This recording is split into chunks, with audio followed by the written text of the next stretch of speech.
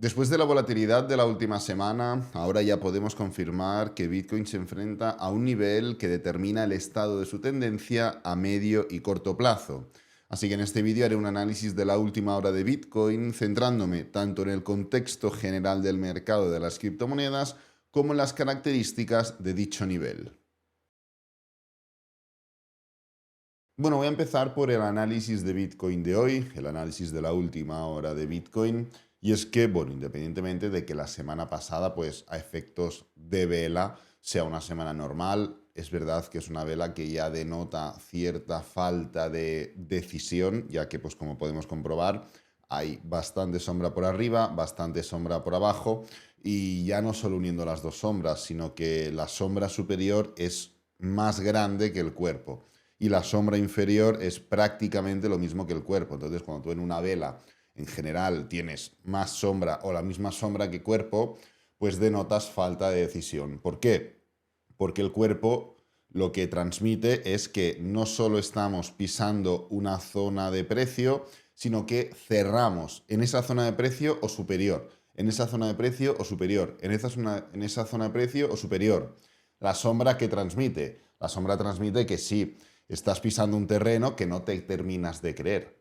Ya sea porque has ido demasiado arriba y hay volatilidad alcista, o ya sea porque te has pasado de listo y terminas yéndote bastante más abajo porque pues hay una falsa ruptura o una falsa sensación de movimiento alcista y terminamos yendo para abajo. En definitiva, la sombra no es amiga de la tendencia. Y en este caso es cierto que la vela como tal no es que sea la vela de más desaceleración o más giro o más falta de decisión que hemos visto nunca, pero bueno, tratándola un poquito más específicamente, ya vemos que hay bastante sombra.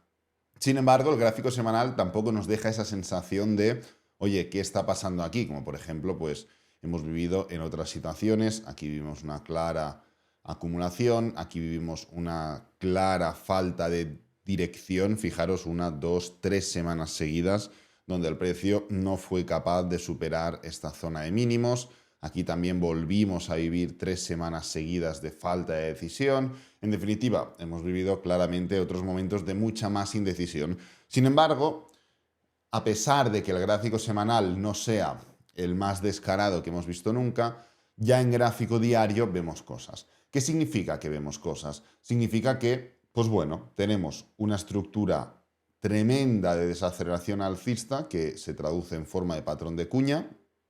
Tenemos una clara ruptura y confirmación a la baja de dicho patrón de cuña, lo cual sitúa el target en el principio del mismo, ya lo estuvimos comentando, a menos que haya falta de dirección. Y ya, si vais a los análisis del día 20 de diciembre, 21, 23, estuvimos las navidades enteras haciendo análisis, ¿qué comentamos? Comentamos, oye, sí, el precio está cayendo, sí, pero ¿cómo está cayendo?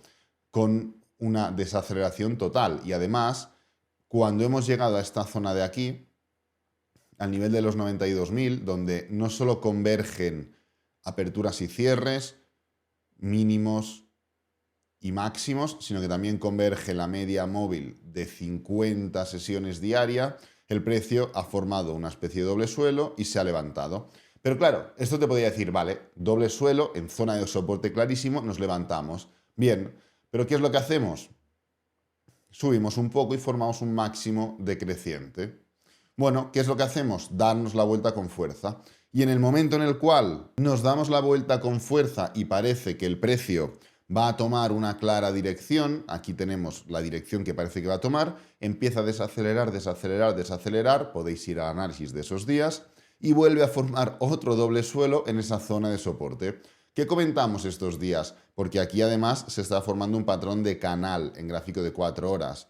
Comentamos target mínimo, principio de la estructura, del mismo modo que comentamos aquí cuál era el target mínimo dentro de esta estructura. Se estaba formando la misma, pero a la baja y en otra temporalidad. Perfecto, empezamos a subir, subir, subir, llegamos al target mínimo, lo superamos, falsa ruptura y para abajo. Parece que volvemos a caer, caer, caer, llegamos de nuevo a la misma zona, envolvente alcista. Y desde entonces freno. ¿Qué quiero decir con esto? Quiero decir que Si bien el gráfico semanal no es tan agresivo o tan significativo en cuanto a la desaceleración y falta de claridad dentro del mercado, el gráfico diario sí. ¿Por qué? Porque está lleno de contraindicaciones, patrones de giro, patrones de ruptura, patrones de freno, patrones de vuelta, patrones de giro al alza, patrones de ruptura al alza, patrones de falsa ruptura, giro de nuevo, envolventes bajistas, envolventes alcistas, luego frenos. Está lleno de semáforos verdes, rojos, naranjas, amarillos, lilas. Entonces, no hay claridad dentro de esta estructura. Y la misma estructura ha recontraconfirmado con la semana pasada, y esto es el principio del vídeo, una zona de soporte a la cual nosotros ya nos habíamos referido en múltiples ocasiones porque ya la habíamos rechazado varias veces, como es el nivel de los $92.000 el Bitcoin. Me gusta porque además de ser un nivel tremendamente claro, es un nivel tremendamente redondo. No siempre los niveles son tan números redondos. Pues en este caso los 92.000 a secas son una zona muy importante de soporte que determina la dirección a corto y medio plazo. ¿Por qué? Porque el hecho de romper por debajo de los $92.000, no solo romper, sino confirmar, puede llevar al precio de Bitcoin sin ningún tipo de problema, y sería el movimiento natural, a atacar esta zona inferior, la zona del principio del patrón de cuña, la zona del target básico de este patrón. Y podríamos decir, oye, el patrón que comentábamos, el patrón que ya esperábamos, ¿no? Es el target básico que teníamos desde hace, pues, desde principios de diciembre, no, exactamente, desde principios de diciembre, día 8, día 9 de diciembre, que es cuando ya se confirmó la parte inferior. Perfecto. La respuesta es no. ¿Por qué? Porque esto no es una estructura predecible. Y cuando digo predecible, no es una estructura que se replica. ¿Qué es una estructura que se replica? La estructura que rompe un nivel, desacelera, gira, rompe un nivel, desacelera, gira, hace un pullback y rompe y continúa. Hasta aquí podíamos hablar de es lo que estábamos esperando. Ya estuvimos tratando las anomalías que había en esta zona y hablamos de por qué el precio tenía una probabilidad gigante de girar e irse al alza. Que se vaya al alza, que es lo que termina ocurriendo, no significa evidentemente que deshagamos la posibilidad de que el precio ataque este nivel, pero sí que deshacemos la posibilidad de que lo ataque dentro de una estructura predecible, repetitiva y traducida y explicada en centenares de vídeos y de libros de análisis técnico como tal. Pues bien, sí que el romper esta zona marca como target el principio del canal, pero no bajo la misma condición de estructura bajista. Si lo hubiéramos atacado desde un principio, o ya fuera, pues, qué sé yo, después de la ruptura directa, era un momento ideal para atacarlo, ya sea después de esta estructura de impulso a la baja, desaceleración, giro, máximo decreciente y continuación. También era un momento ideal para atacar esa zona. Ahora, ¿podemos volver a atacarla? Sí, podemos volver a atacarla, sin ningún problema. De hecho, el romper a la baja el nivel de soporte te envía directamente a ese nivel. Pero si lo hubiéramos roto y atacado aquí, la condición bajista hubiera sido mucho más clara, con una probabilidad incluso elevada, superior al 50% seguro, de romper esta zona y entrar en una disposición de pullback mucho más desarrollado. Ahora, ¿es positivo para no esperar un movimiento a la baja? Sí, es positivo para ello. También os digo, si al hacer así, ruptura, pullback y continuación, el precio hace así, lo más probable es ver esto. En cambio, ahora, dentro de esta estructura de rango, ¿qué es lo que ocurre si el precio hace así? Que igual hace así y se va más para abajo. No tengo ni idea. ¿Por qué? Porque estamos dentro de un rango, ya lo hemos comentado, hace un par de semanas estuvimos hablando de este rango. Entonces, ¿esto cómo se ha traducido en la estructura general? Ahora volvemos a Bitcoin. Pues bueno, con lo siguiente, y es que la dominancia, si os acordáis, estuvimos hablando de que la semana pasada era clave para ver una confirmación de esta ruptura a la baja por debajo de la Bull Market Support Band de la dominancia. ¿Y qué es lo que ha ocurrido? ¡Pam! Falsa ruptura y giro. Ahí lo tenemos. El precio no ha confirmado en ningún momento la ruptura. ¿Ha roto? Sí. ¿Ha cerrado? Sí. ¿Ha confirmado? No. ¿Por qué? Porque la semana pasada fue claramente alcista. Es cierto, no fue tan grande la vela como lo fue la vela bajista de hace 2 semanas, pero de hecho no cierra de nuevo por encima de la Bull Market Support Band, pero da igual, se come toda la fuerza bajista, se la come en una semana de nuevo.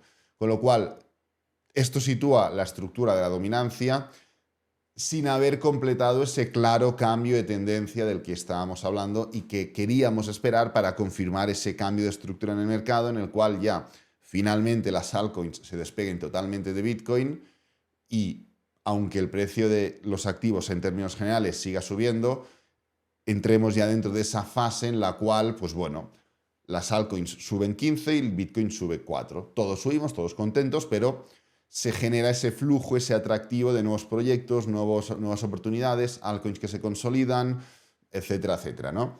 Pues esta última semana no lo ha confirmado.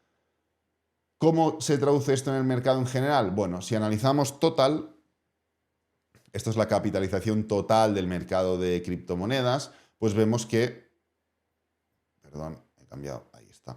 Vemos que el precio pues ha atacado la zona de soporte, en total es el nivel de 3.14 trillones aproximadamente, se ha levantado y se está empezando a girar. Si analizamos Total 2, ¿qué es lo que vemos? Que hemos atacado la zona, Total 2 excluye a Bitcoin, hemos atacado la zona de soporte que es 1.32 trillones y ya la estructura de giro es bastante más clara. ¿Qué pasará con Total 3? Pues aquí lo tenemos, Total 3 no genera un movimiento bajista mayor. Total 3 excluye a Bitcoin y excluye a Ethereum. Aquí lo tenemos. Total 2, el cual excluye a Bitcoin, forma un movimiento bajista. Total 3 no forma un movimiento bajista mayor. ¿Por qué puede ser esta situación? Bueno, pues básicamente porque si excluyendo a Bitcoin estamos así, y excluyendo a Ethereum no estás más abajo, significa que Ethereum no ha estado sumando en el mercado, sino que ha estado restando. ¿Por qué? Porque si el hecho de quitar a Ethereum te llevara al precio de Total más abajo, significaría que Ethereum está aportando en que la capitalización no caiga tanto. Pero no está siendo así. De hecho, si vamos a buscar el gráfico de Ethereum, pues aquí tenemos la estructura de Ethereum mucho más clara en cuanto al movimiento bajista, máximos decrecientes. Evidentemente no tiene nada que ver con Bitcoin, es así, solo se asemeja en que pues, el precio ha formado esta tralla alcista también junto a Bitcoin, junto a Cardano, junto a Solana, junto a BNB, junto a cualquier altcoin prácticamente, Ripple, etcétera, etcétera, pero luego rápidamente freno, no ha sido ni capaz de romper los máximos de marzo del año 2024 y para abajo, con lo cual, pues Total tiene una situación, Total 2 tiene una situación peor, pero Total 3 no tiene una situación peor. ¿Por qué? Porque Ethereum está dentro de esta tesitura, lo cual te demuestra, si ya nos vamos a Ethereum contra Bitcoin, que seguimos dentro del mismo proceso de giro que llevamos tanto tiempo comentando. No voy a entrar a repetir de nuevo cómo se forman los giros, lo podemos ver aquí mejor que hay más info, cómo se forman los giros dentro del mercado de criptomonedas o dentro de cualquier mercado, pero más dentro de este mercado. Al final, pues por ejemplo, que el euro contra la libra esterlina forme un giro no afecta a un contexto mayor. Puede afectar o puede significar un problema en una economía, una virtud en otra, lo que sea, ¿no? Pero no te está hablando de un contexto, un par de divisas, por ejemplo. Sin embargo, que Ethereum Bitcoin, que son 2 divisas, aunque sean criptodivisas, que no representan a países, al menos de momento, forme un giro, sí que te provoca un cambio contextual en el mercado. ¿Por qué? Porque te está indicando que el activo Ethereum, que representa a un conjunto de activos mayor, como pueden ser las altcoins, está superando a Bitcoin, que representa la criptomoneda por excelencia y el mercado en general de criptomonedas, dentro de una fase de mercado concreta. Entonces, son estructuras que tardan en girar, tardan en formar giros y tardan en confirmar ese cambio de tendencia, pues aún estamos dentro de ese giro. Pues ya está, lo estamos viendo claramente, lo hemos visto no solo con el análisis de Bitcoin, porque a través del análisis de Bitcoin no podemos determinar qué es lo que ocurre con el contexto de mercado, Pero en el momento en el cual aplicas la situación de la dominancia y en el momento en el cual sacas dos conclusiones lógicas y básicas respecto a las capitalizaciones de mercado, las contrastas y demás, ya ves que el contexto sigue siendo el mismo. Así que nada, voy a dejar este vídeo por aquí, espero que te haya gustado, que te haya servido, que es lo importante. Si es así, dale me gusta, suscríbete, compártelo con amigos, con la familia y nos vemos en el próximo vídeo. Adiós.